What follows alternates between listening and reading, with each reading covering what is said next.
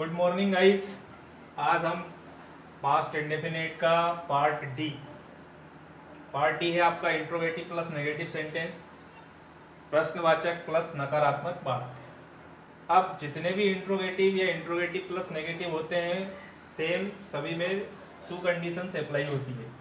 वही first one, जब आपका सेंटेंस क्या से शुरू हो, तो हम यही देखते हैं यहाँ सबसे पहले कि अगर हमारा सेंटेंस अगर क्या से स्टार्ट हुआ है तो हमें उसे ट्रांसलेशन जो उसकी हिंदी से इंग्लिश में करनी है उसको किस तरीके से करेंगे। तो वाक्यों का अनुवाद करते समय सबसे पहले सहायक क्रिया हेल्पिंग वर्ब जो डिड होती है उसे हमें सबसे पहले लिखना है। इसके पश्चात हमें सब्जेक्ट कर्ता लिखना है। इसके पश्चात हमें नॉट लेना है। उसके पश्चात मुख्य क्रिया का पहला रूप लेना है और उसके बाद हमें कर्म लिखना है। और जहाँ हमारा वाक्य कंप्लीट हो जाएगा, जिसे हम कहेंगे कि वाक्य समाप्त हो गया, वहाँ पर हमें क्वेश्चन मार्क या प्रश्नवाचक चिन्ह लगाना है। इस तरीके से हमारा फर्स्ट जो रूल्स होगा वो इस तरीके से होगा। सबसे पहले आपको हेल्पिंग वर्ब, चूँकि पास्ट इंडेफिनेट है तो डिड आपकी हेल्पिंग वर्ब हुई। सबसे पहले आपको हेल्पिंग वर्ब जिसे डिड है वो लेना है। उसके बाद आपको सब्जेक्ट लिखना है, फिर मेन वर्ब की फर्स्ट फॉर्म है, एंड देन ऑब्जेक्ट है, एंड देन क्वेश्चन मार्क। अगर आप हिंदी में उसे और एक बार समझे, सहायक क्रिया डिड सबसे पहले लिखना है, फिर उसके बाद कर्ता लिया, फिर मुख्य क्रिया का पहला रूप लिया, फिर कर्म लिया, फिर इसके बाद हमने प्रश्नवाचक चिन्ह लिया और इस तरह से हमारा सेंटेंस कंप्लीट होता है। अब हम कुछ एग्जांपल्स देखते हैं। क्या राम ने रावण को नहीं मारा? अब did Ram not kill Ravan, जो भी वाक्य क्या से अगर हमारा स्टार्ट होगा तो हमें सबसे पहले डिड लिखना है, दैट्स इट। सेकंड देखते हैं, क्या अतिथि ने उपहार नहीं दिए? Did guest not give present. Third देखें, क्या मैं आपके लिए कविताएं लिखता था? Did I write poems for you. Next, क्या पिताजी कठोर श्रम करते थे? Did father work hard. इस तरीके से हमारे एग्जाम्पल्स कंप्लीट हुए। तो हर एक इंट्रोगेटिव प्लस नेगेटिव जो सेंटेंस, चाहे वो किसी भी टेंस का हो, समझने की बात यही है कि जो भी हेल्पिंग वर्ब होती है, अगर हमारा सेंटेंस क्या से अगर स्टार्ट होता है तो समझने का मैटर सिर्फ इतना है कि जो भी आपकी हेल्पिंग वर्ब होगी उसे आपको सबसे पहले लिखना है, फिर उसके बाद आपको सब्जेक्ट लेना है, फिर उसके बाद आपको नॉट लगाना है, फिर मेन वर्ब की फर्स्ट फॉर्म लिखना है, उसके बाद आपको कर्म लिखना है। और जहां आपका सेंटेंस कंप्लीट हो जाता है, पूर्ण हो जाता है, वहां आपको लास्ट में इंट्रोगेटिव प्लस नेगेटिव हो या सिर्फ इंट्रोगेटिव हो, उसमें आपको क्वेश्चन मार्क लगाना है। That's it.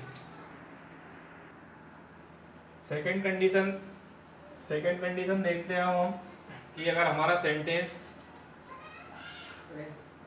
सेंटेंस अब क्या से स्टार्ट ना होते हुए वही इंट्रोगेटिव वर्ड वाक्यों के बीच में आए, अर्थात इसे अगर हम इस तरह से कह लें कि इंट्रोगेटिव वर्ड या प्रश्नवाचक शब्द जब वाक्यों के बीच में आए तो हमें उसका ट्रांसलेशन किस तरीके से करना है। तो हम देखते हैं, लेट्स सी। सबसे पहले हमें इंट्रोगेटिव वर्ड, जो भी उस वाक्य में या उस सेंटेंस में जो भी इंट्रोगेटिव वर्ड होगा उसको हमको सबसे पहले लिखना है। जब भी आप वाक्यों का ट्रांसलेशन करेंगे, अनुवाद करेंगे, तो आपको उस इंट्रोगेटिव वर्ड को सबसे पहले लिखना है। उसके बाद आपको हेल्पिंग वर्ब डिड का यूज करना है। उसके बाद आपको सब्जेक्ट लिखना है। उसके बाद आपको नॉट लगाना है। फिर उसके बाद वही मेन वर्ब की फर्स्ट फॉर्म लिखी जाएगी। उसके बाद आपको ऑब्जेक्ट लिखना है और जहां आपका सेंटेंस कंप्लीट होता है, पूर्ण होता है, वहां आपको क्वेश्चन मार्क लगाना है।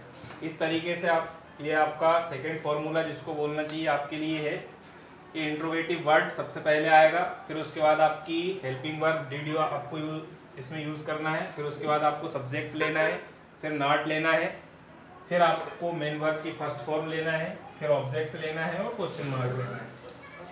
तो इस तरीके से हम देखेंगे कि हमारा सेकेंड रूल्स कंप्लीट हुआ। तो इंट्रोगेटिव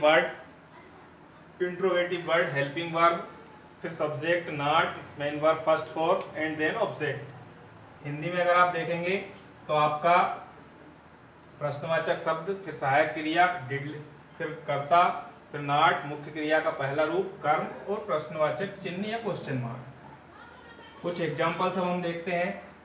आपने उसे क्यों नहीं चुना? अब इसमें आपका इंट्रोगेटिव वर्ड क्यों आया है, तो रूल्स के अकॉर्डिंग अब आपको जो भी इंट्रोगेटिव वर्ड होगा उसको सबसे पहले लिखना है।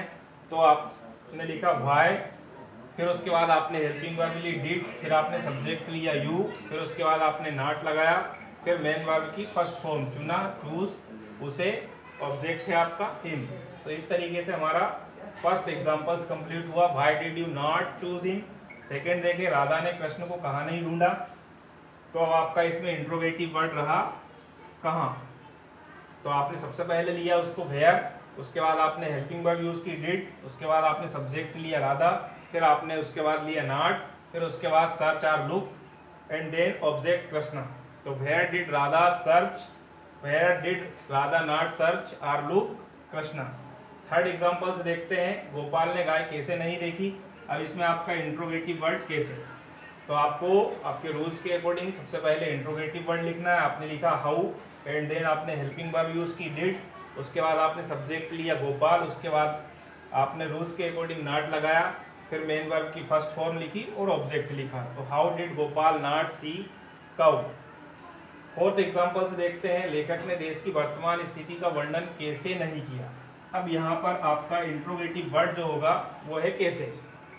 तो आपको सबसे पहले लिखना है उसको। तो आपने लिखा हाउ, देन आपने डिड का यूज किया, फिर उसके बाद सब्जेक्ट आ गया ऑथर, फिर उसके बाद आपने नॉट लगाया, फिर वर्णन करना डिस्क्राइब। अब जो वर्तमान स्थिति, देश की वर्तमान स्थिति या कहें हम तो present situation of the country. तो इस तरीके से हमारा सेंटेंस देखे हम, how did the author not describe the present situation of the country.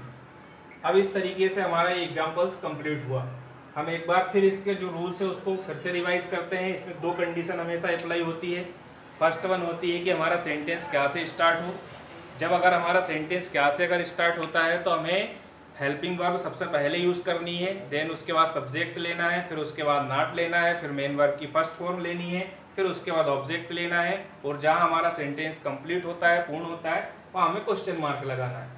दूसरी वाली अगर कंडीशन की अगर हम बात करें तो जब इंट्रोगेटिव वर्ड वाक्यों के बीच में अगर आए तो उस कंडीशन में हमें क्या करना है। तो अभी तक जितने भी आपने इंट्रोगेटिव प्लस नेगेटिव पढ़े हैं, सिंपली जो आपका सेकेंड रूल्स बनेगा उसमें सिर्फ थोड़ा सा चेंज है। जो भी वाक्यों के बीच में आपका इंट्रोगेटिव वर्ड है उसे आपको सबसे पहले लिखना है, और उसके बाद आपका जो फर्स्ट रूल्स है उसको आपको जो है उसमें ऐड कर देना है। तो हम फिर से अगर उसको देखें एक बार, तो interrogative word plus helping verb plus subject plus not plus main verb first form plus object and then question mark, that's it.